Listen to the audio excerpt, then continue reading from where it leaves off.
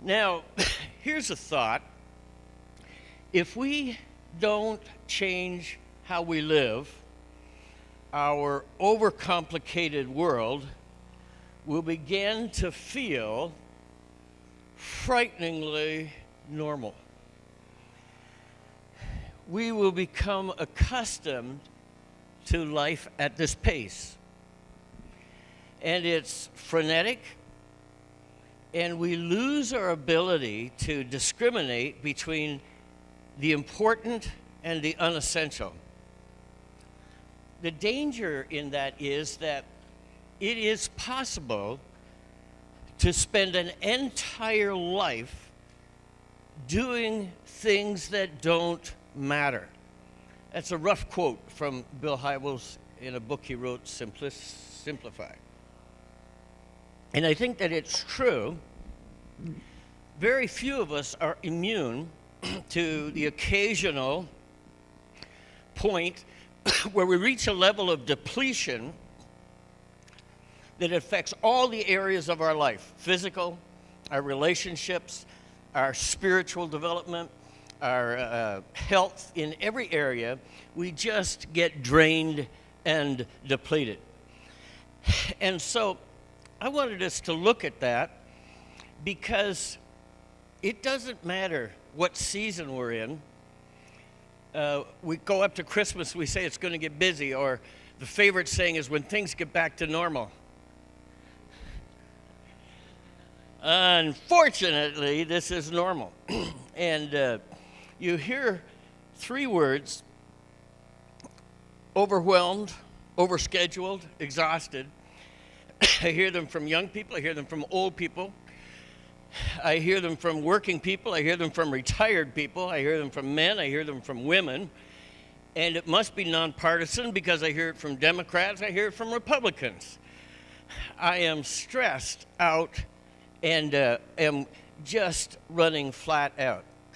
And I think that I would hate for you to think that I'm speaking about this because I got this puppy wrestled to the ground. I've spent most of my life wrestling with the pace and the balance, and it is a lifelong journey to have time for family, time for God, time for work, and keep them in the proper balance with each other. Now, in all of Jesus' teaching, I can only think of once when he said to someone, hey, you need to chill out. And the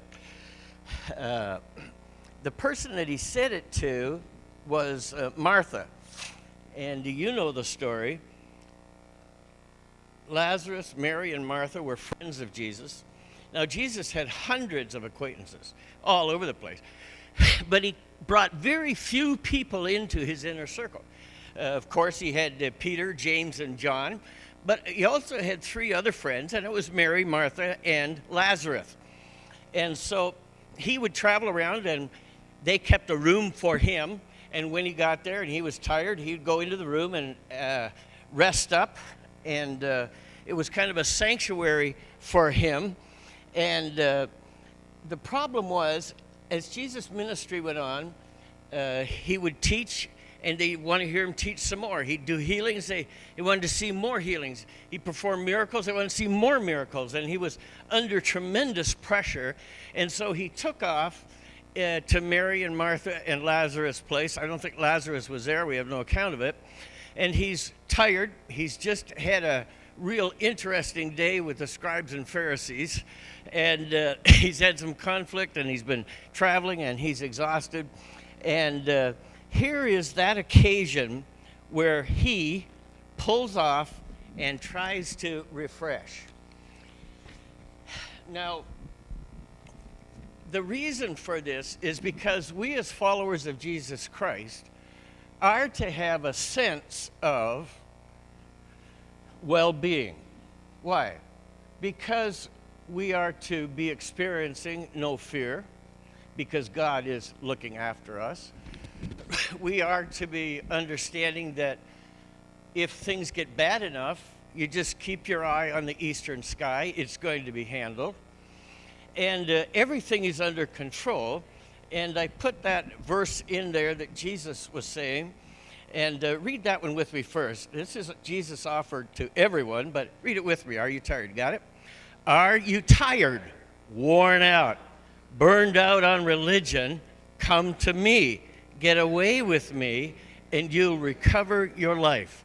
I'll show you how to take a real rest. Walk with me and work with me. Watch how I do it. Learn the unforced rhythms of grace. I won't lay anything heavy or ill-fitting on you.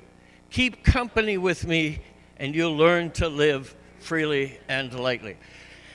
That's Jesus' offer. We should be learning to live freely, lightly, and we're going to get into a few things here. And if you're not a bit of a party animal, you're just going to hate Christianity. So Jesus said that the thief came to steal and to kill and destroy, but my purpose is to give people a rich, satisfying life.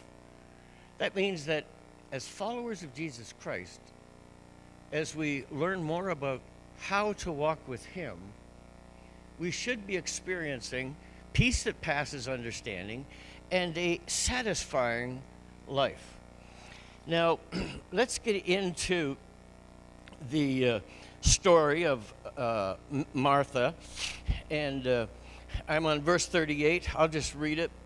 Jesus and his disciples were on their way. They came to a village where a woman named Martha opened her home to him. She had a sister named Mary who sat at the Lord's feet listening to what he was saying. But Martha was distracted by all the preparations that had to be made.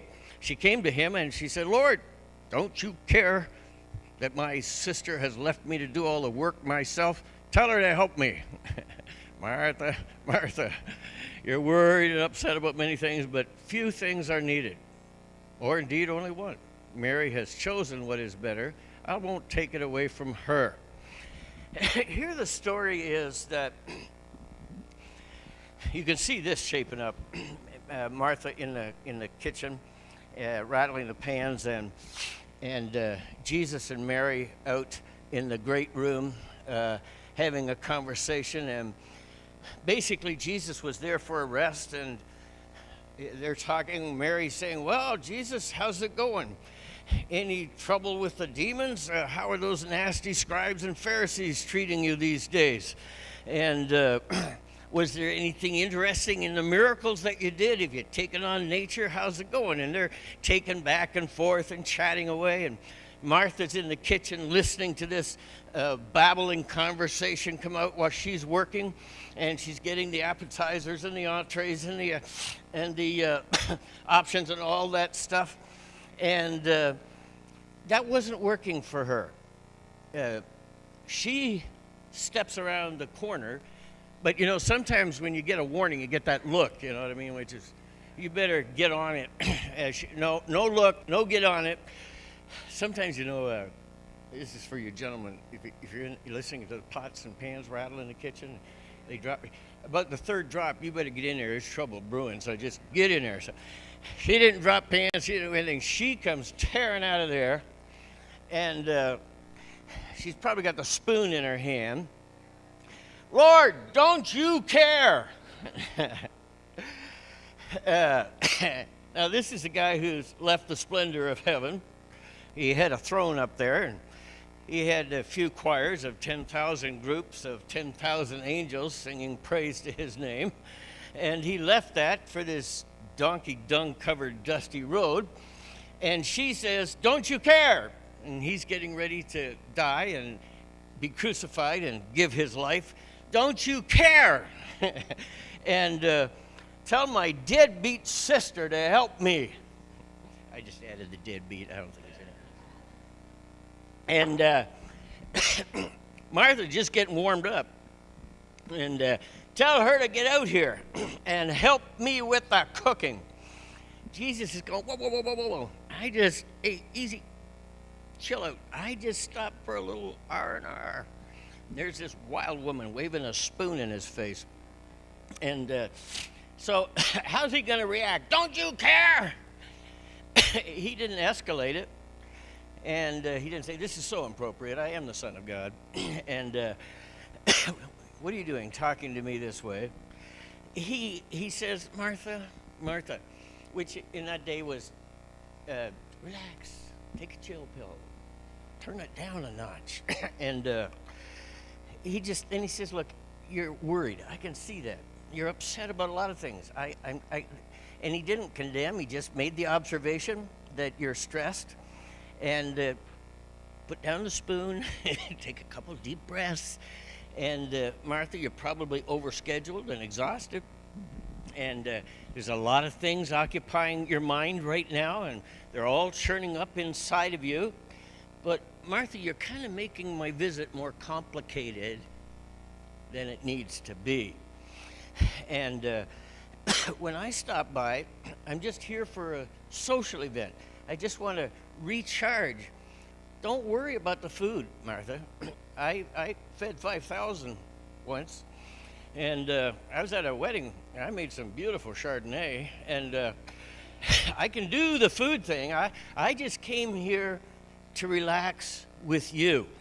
And let's talk. Sit down with Mary and I, and let's slow it down, relax, and recharge. I need to refill.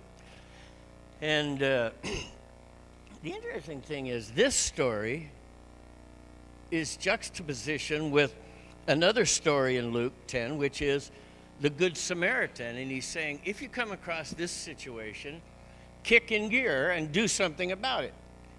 And then immediately another story which says, in your activism, don't forget your fundamental responsibility to stay healthy, emotionally, spiritually. And one of the things that as we minister is to stay in relationship with God and each other, unhurried, unrushed, and sit down and enjoy that conversation. I don't know, as I get older, I was talking to, it was Todd, and we were talking about the fact that if you're not careful, when you sit down, if you sit too long, you jump up because of the tension inside you. You should be doing something. Busy, busy, busy. And you almost can't chill out and just talk. And yet, Jesus was saying to Martha, put the spoon away, you're going to hurt somebody, and sit down and talk. Relax. I think that our life, as Jesus teaches us, is to be filled with rich conversation. Now, what if I were to ask how many of us today are kind of overwhelmed, overscheduled, and maybe more exhausted than we really should be? And if you say, yep, I volunteer, then a follow-up question would be, do you think that a sincere, unhurried conversation with Jesus Christ, if you were to sit down and spend some time with him, would that help the inner anxiety that you feel? I think Jesus was right when he said to Martha, Martha, the only solution here is to leave some of it undone and come out here and talk to me. And pull up a chair, unplug from your busyness, and let me restore your busy heart, the pace you've chosen. Now, I think that I hear over and over again how we get so busy, we get over our head. Now, do you have an antidote? Do you have a way of coping with that? Why? It's kind of important that we live a lifestyle which speaks of the lordship of Jesus Christ in our life. And if we're as worried and stressed out of our brains as the rest of the world, who do not have an accurate understanding of who's in charge and what's happening, then we don't become an excellent witness for Jesus, but we become one of the crowd.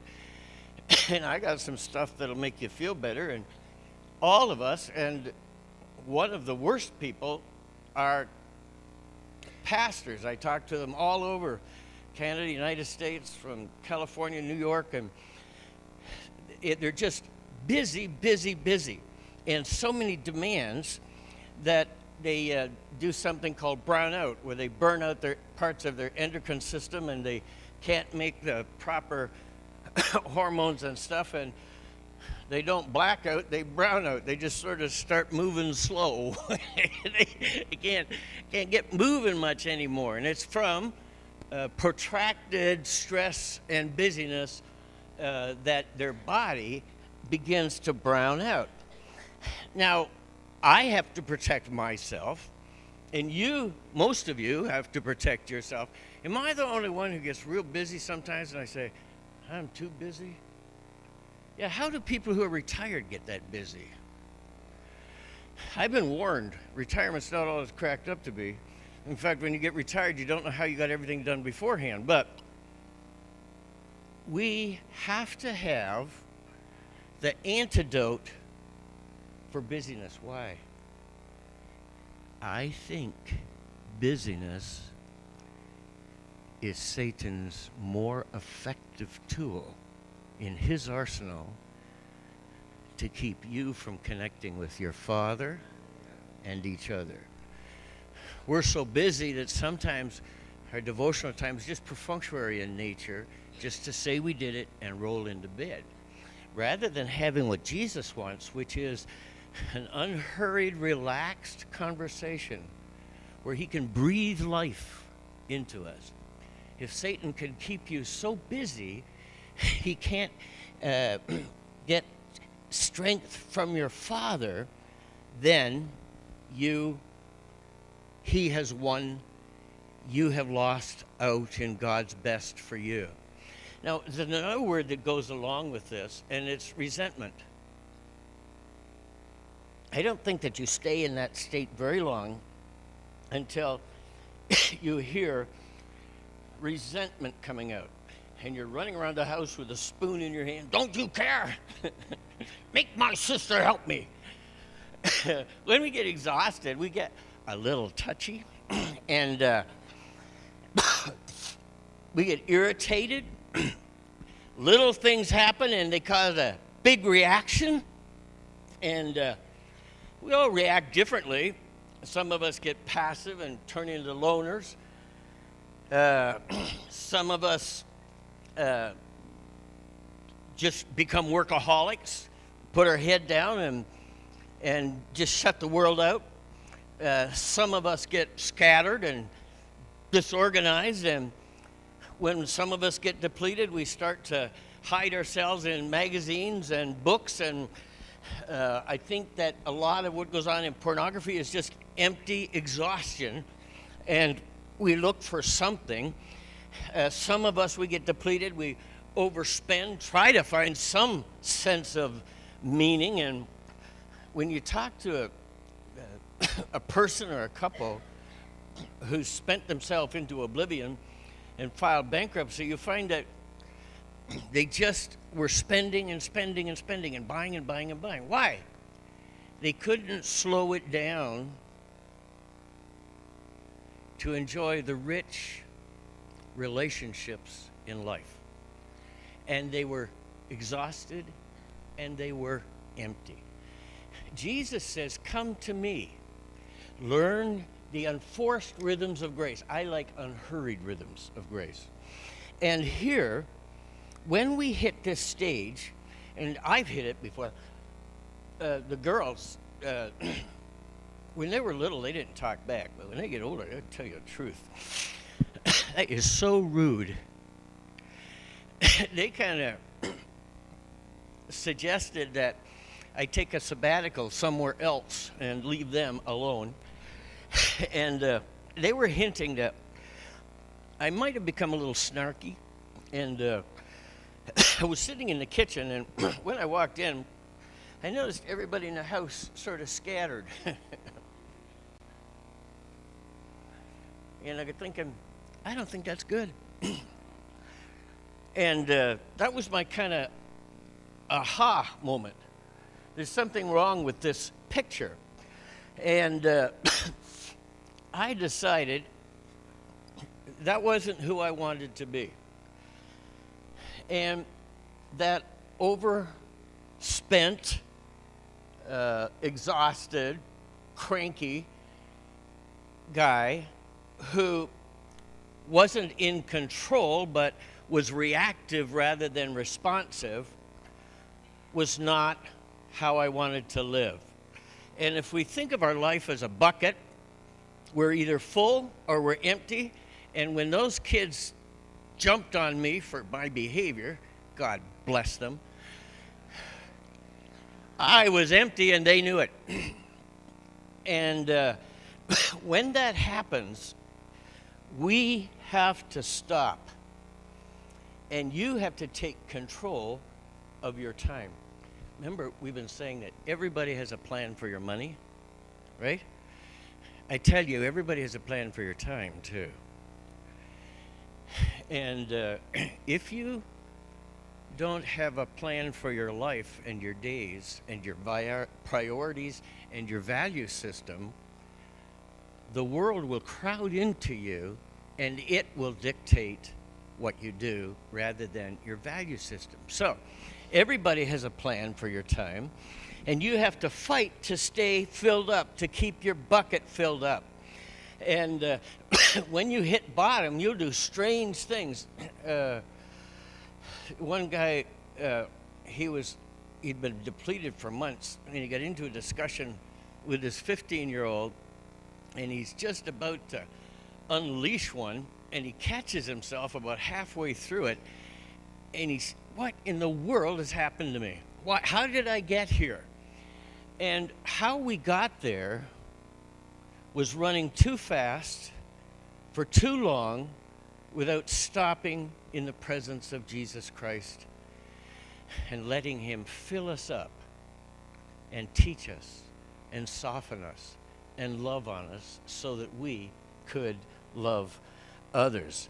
Now, when you find yourself standing in the middle of the floor with a spoon in your hand, blaming everybody else, we need to have a way in which we replenish ourselves.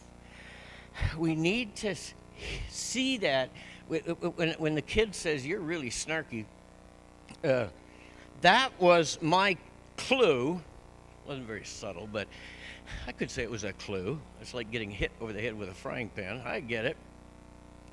That I needed to spend time with God. I needed to stop what I was doing, change, and do something else. That's a journey that I've been working on for 10 years. Why? You're pushed. I'm pushed. And you're constantly fighting back against the push.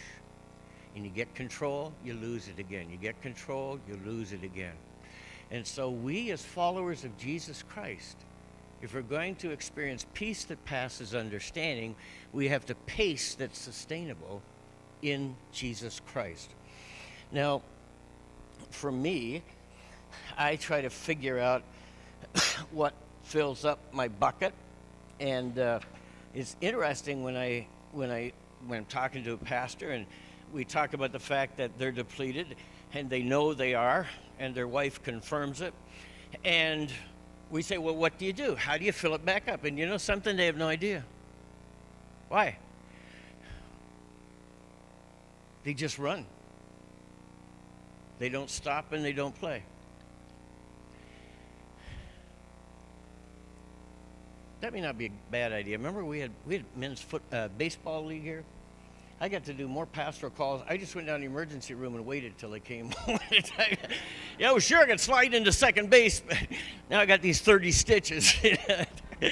And maybe playing is not a good idea. But anyways, we have to figure out, for me, it's life-giving to work. I like what I do. I have built some of the neatest relationships in here And rather than the relationships draining me, they encourage me and fill me up. So I have to be careful not to blow by people, but to sit down and enjoy the relationship, enjoy the conversation, and go out for coffee, and walk out before the bill is paid and meet you at your car. And so, it's refreshing like crazy. I've had to stop and enjoy my family, Linda and the girls. And I was talking to someone a couple of days ago. There was a little boy there, and the two of us were talking to him, and it's at the thrift store. And the kid was cute as a button, and the other staff was there, and we're playing with him and talking to him, and he's laughing. He's talking a mile a minute. His mom's walking out of the store with him, and he's talking as he's going out and stuff like this. And both of us, when we were younger, had left for work while the kid's in bed and come back from work and the kids are back in bed. And at that age, you just run too hard, too fast. Now, fortunately, I've had time with the girls. They came back home, and it's been so much fun. And they're life-giving now, even though they insult me once in a while, tell me I'm misbehaving. I can even take that. But so I have an environment that's life-giving. And I find being replenished by, do you guys listen to good music? Christian music? Yeah. I listen to classical music, and also, here's a neat thing. Read the Word and shut up. Just read it and sit. And if you're not getting out of it, if you're having trouble with your prayer life, then walk and pray. And do things which keep you connected to God. And that is the secret to our source of resilience and peace and joy in Jesus Christ. We have a homework assignment. If you want to take that bulletin there, and on the back of it, it's an action step. Why? Because we cannot be looking like the rest of the world. Does that make sense? We can't look like we just drank a jar of dill pickle juice. It says, be filled with the Spirit. No S. Be filled with the joy of the Lord. In fact, it says the joy of the Lord will be your strength. And so we should practice restoration. And you have to do it. It's not your wife or husband's responsibility. It's not your boss's. It's not your Uncle Ernie's. It's not anybody. It's your responsibility to keep yourself physically, spiritually, and emotionally up. Jesus has said, if you will think on these things, I will keep you in peace. Have you ever kept a log of what you think about? Do you complain in your mind? Yeah. I have found that God doesn't like that, and I've had to stop doing it. He would say, your attitude sucks, I'm leaving. That's a direct quote from God. He talks to me all the time. In fact, he asked me to quit playing golf because my attitude was so bad I was embarrassing his name. So we carry the name of Jesus with us. And that includes his presence, his love, and his joy. And for me, I only got a hobby, I think 3 or 4 years ago. I went my whole life just working. Does that make sense? I didn't have a hobby. I didn't have anything. I don't know. I didn't play. Oh, yeah, I used to play hockey. That was before I got married. And so I had to stop and do something which gave me pleasure. So I started learning how to be a gunsmith. It's a little late. The girl's already married, but better late than never. And doing some electronics. Why? I'm responsible to keep myself healthy. So I walk the dog, or I get dragged behind the dog for a couple of miles. I do things that are fun. I enjoy, you guys, I enjoy visiting. I enjoy Wednesday nights. I enjoy when we meet one-on-one. I enjoy my family, but more than anything else, that quiet time when the Spirit settles over you and the hair stands up in your arms and you are in the presence of God. Satan doesn't want you to do that. You come out of an encounter like that and someone says, there is no God. You're a nut bar. I was just talking to him. He's as real can be. And he's my heavenly Father. Jesus Christ has given me access to the very throne of heaven. He's alive, and because of him, I'm alive. And because of him, I cannot be defeated because the Spirit of the living God lives in me. You and I need to walk the face of the earth as people who will never know defeat. We're done. Keep this thought. Why did the early church become unstoppable? Because they saw Jesus dead. 3 days later, they saw him alive. And they said, kill me if you want, but I know how this turns out. You and I have a secured eternity. There is nothing anyone can do on earth that will defeat you. What they think is the worst thing, and we say, Jesus, hi. Yeah, he thought he killed me. Yeah. How's it going? And you're home. That's the worst thing that can happen to us. Would you, even if you don't do it, stick it up on the fridge so you feel guilty and it irritates you. But let's be people who live balanced life and let the joy of Jesus Christ become our strength. Amen? Would you stand with me?